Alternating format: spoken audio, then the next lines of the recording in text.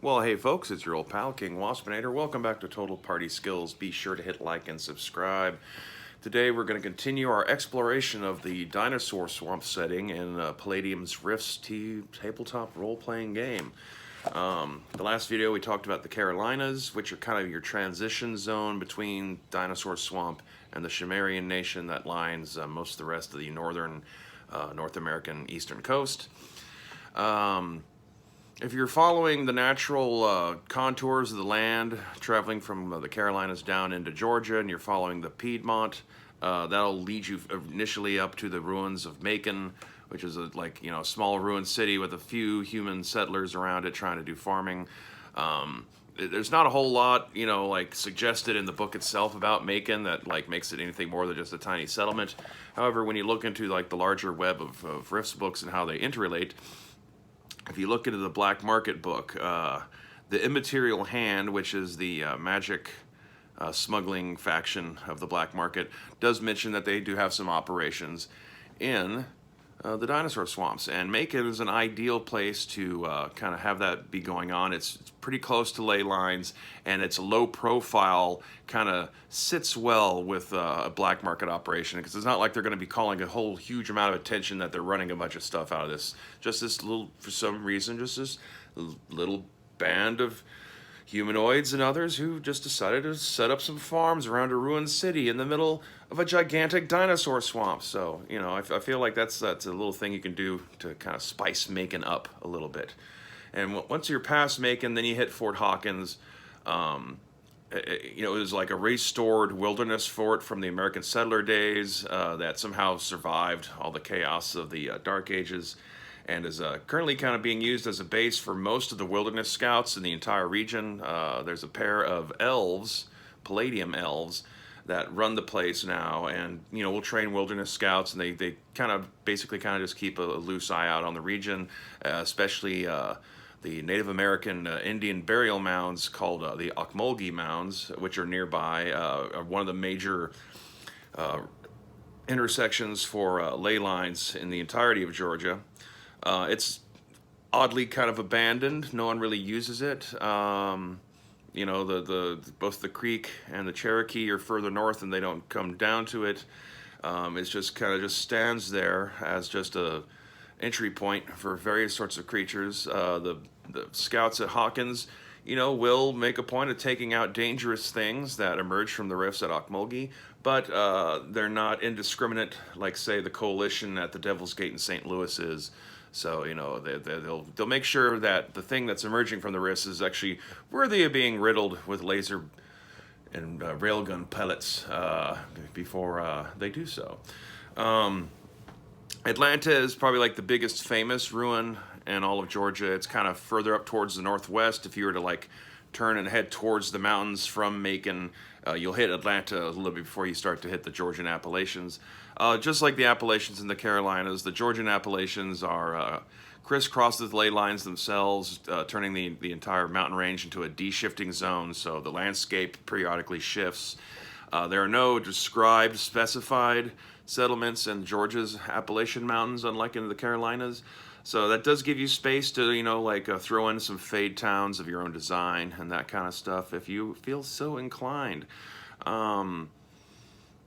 The area around Atlanta is covered in regrown forest wilderness, and it's generally just called the Horror Forest.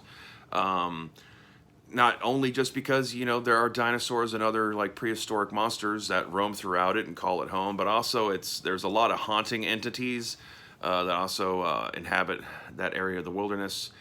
And in particular, you have these things called Wraith Brigades, which are basically Civil War reenactments that are being reenacted by the actual ghosts of Civil War veterans who've still been fighting each other for centuries now at this point. And because of the raw ambient magic energy produced by all the ley lines and rifts, they're more easily able to manifest and maintain consciousness. They even actually have a write-up if someone wants to play one as a player character, although, yeah, I mean, it's very rifts, but that you're setting yourself up to have a struggle with certain aspects of navigating a role-playing game environment if you're a ghost. The Horror Forest would also be a good place to throw in DBs like the Imragilii, which are normally, like a race of like kind of not so much simians, but kind of like really alien lemur people.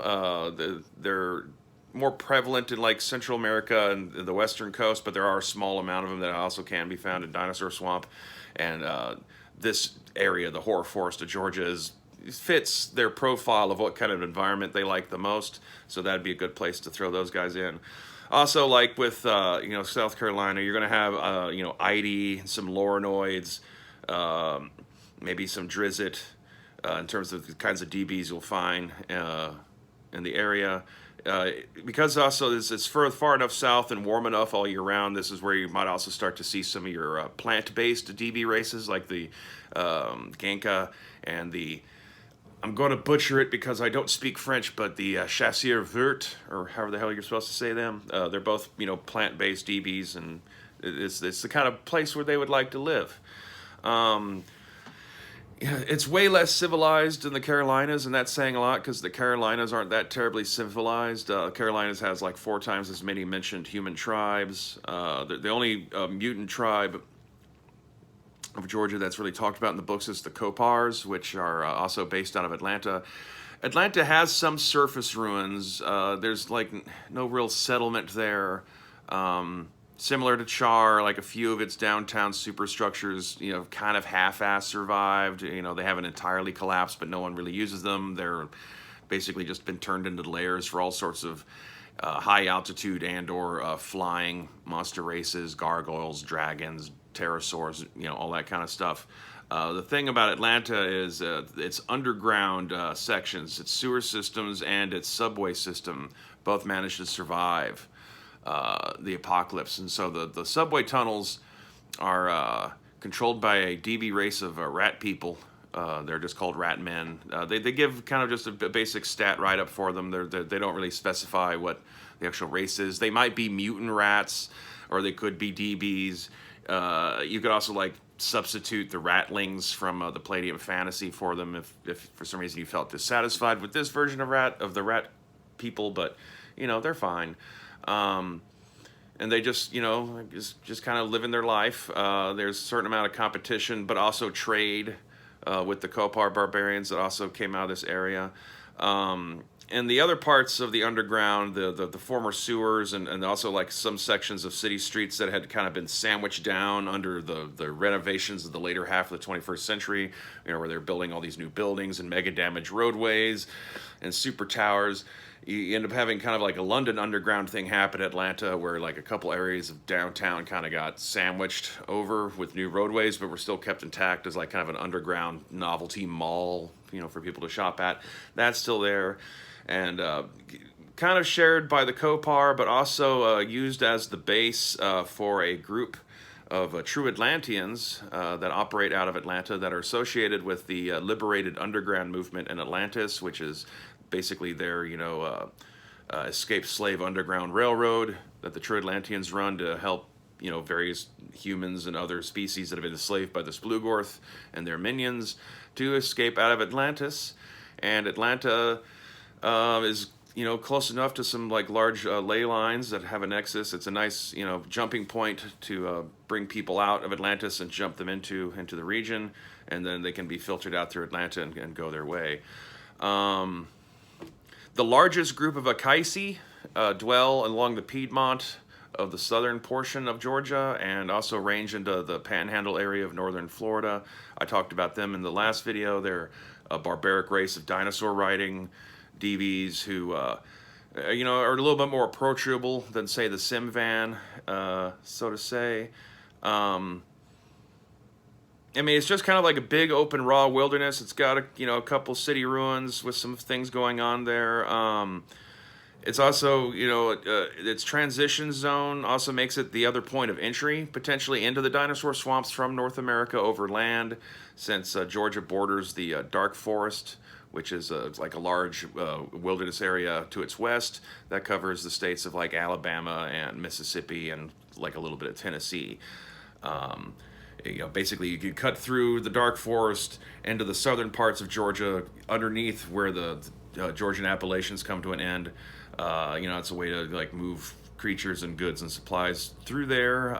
That doesn't seem to really like have much transit yet. The only real close by neighbors are the people at like Decatur and Huntsville and Old Alabama, where the Golden Age weaponsmiths keep their central factories and distribution centers. But most of their supply lines all point westward, and they don't yet realize that, you know, hey, if we just cut down over here and then up, you know, we got a whole city we could, you know, be like the primary supplier for in the form of char. Or they could even like be doing stuff to like rehabilitate Atlanta or make Macon a more stable, larger settlement. And that's something that you could conventionally like kind of keep in your pocket for whatever kind of campaigns you might be designing for Dinosaur Swamp, in terms of if you're going for, we're going to develop this land and make it a more stable and inhabitable kind of place, kind of a theme for a campaign for players to go through. Or if you're just, you know, wanting just to leave it a big, open, barbaric free-for-all, you can ignore everything I just said about how easy it is to get the Golden Age weapons Smith's, you know, base of operations over there in Alabama. So I guess that's about it. You know, it's a good place for characters to run into Horoon pirates, Atlanteans. Obviously, you know, like if you're going to be getting down into the weirdness of Florida, you know, Georgia's your stepping off point. It's very open-ended in terms of like how you can use any of these materials. If you are incorporating Megaverse in Flames and the Minion War stuff, Georgia is also likely where Helllord Payne is going to be keeping his Hell Pit operations.